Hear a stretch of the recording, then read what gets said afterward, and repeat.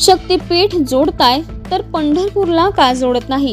जयंत पाटील यांचा सरकारला सवाल।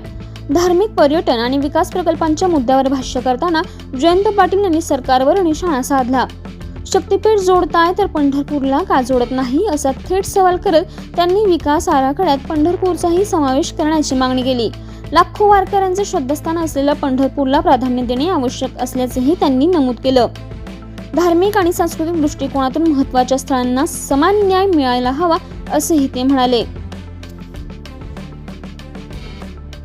अरे शक्तीपीठ जोडताय तर पंढरपूर का नाही जोडत? पंढरपूरला तुमचा रस्ताच जात नाही। सगळ्यात मोठं शक्तीचं शक्तीपीठ पंढरपूर आहे, तिथं रस्ता तुमचा जाईना झालाय।